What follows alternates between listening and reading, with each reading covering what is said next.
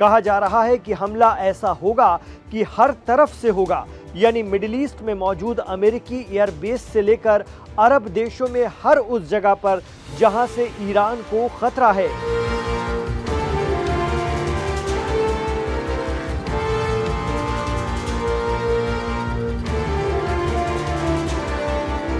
अब होने जा रही है एक ऐसी लड़ाई जो पूरी तरह निर्णायक या फैसला कुन होगी और मिडिल ईस्ट की जियोपॉलिटिक्स बदल कर रख देगी। ईरान इसराइल के बीच हुई पिछली जंग, जिसे ईरान ने ऑपरेशन ट्रू प्रॉमिस 3 कहा था, इसराइल के लिए तबाही लेकर आई थी। वो तो अमेरिका ने B-2 स्टील्थ बॉम्बर से ईरान के न्यूक्लियर ठिकानों पर हमला किया, जिसके जवाब में ईरान ने मिडिल ईस्ट में अमेरिका का कतर एयरबेस उड़ा दिया। तब कहीं जाकर ट्रंप ने कहा था कि अब बस करते हैं, लेकिन कहा जा रहा है कि इस बार बस सिर्फ ईरान करेगा और ईरान का सरप्राइज अटैक किसी भी वक्त इसराइल पर हो सकता है।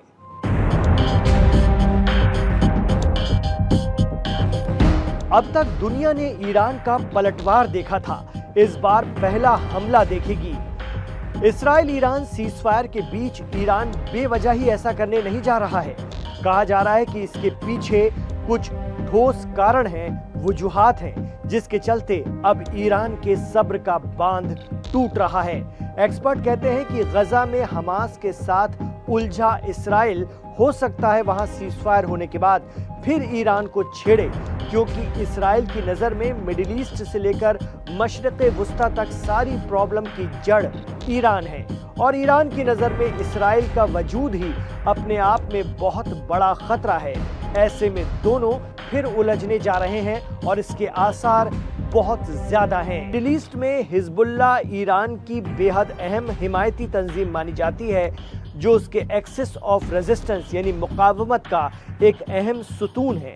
इसी तरह आर्मेनिया और अजरबैजान में दोस्ती कराकर ईरान की सरहद के बिल्कुल पास ट्रंप कॉरिडोर के जरिए घुसने की फिराक में है अमेरिका। ईरान को फिक्र है कि एक बार अमेरिका को एंट्री मिल गई तो नेटो फौजें भी ईरान के करीब आकर बेस बना लेंगी। यही वजह है कि ईरान के रहबर कहे जाने वाले खामनेई के लोग ये मानकर चल रहे हैं कि ईरान इसराइल के साथ सीज फायर में नहीं बल्कि अब भी जंग में है और ये सीज फायर किसी भी वक्त टूट सकता है। यानी ईरान इसराइल के बीच सिर्फ जंग रुकी है थोड़े वक्त के लिए, लेकिन अंदर ही अंदर लावा धधक रहा है जो कभी भी बाहर आ सकता है। इमाम खामनेई के करीबियों का बयान बता रहा है कि ईरान इसराइल के बीच अगला युद्ध इस संघर्ष के अंत को तय करेगा। दावा किया जा रहा है कि ईरान अब भी अपनी जंगी तैयारियों को अंजाम दे रहा है।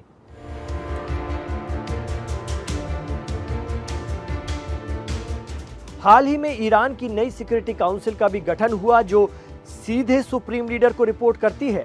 इसमें अली लारिजानी को बड़ी जिम्मेदारी दी गई। इतना ही नहीं, ईरान ये भी परख रहा है कि इसराइल के खिलाफ ऑपरेशन ट्रू प्रॉमिस 3 में वो जहां जहां भी कमजोर पड़ा है, उन कमियों को दूर करते हुए अगली जंग में वो इसराइल को और तगड़ी मार मारे।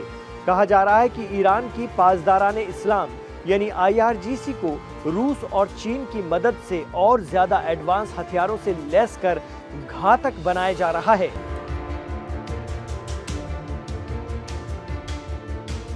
युद्ध से परेशान इस्राएली आवाम सड़कों पर है। पीएम नेतन्याहू के खिलाफ और भी कई मामले चल रहे हैं, जिसकी वजह से उन्हें इख्तिदार या सत्ता से हटाने इस्राएल में भी तहरीक चल रही है, आंदोलन चल रहा है। हमास की कैद में रह रहे इस्राएली बंधकों के परिवार भी सड़कों पर हैं और वो इन सब हालात का जिम्मेदार पीएम नेतन्याहू और उनकी सरकार को ठहराते हैं।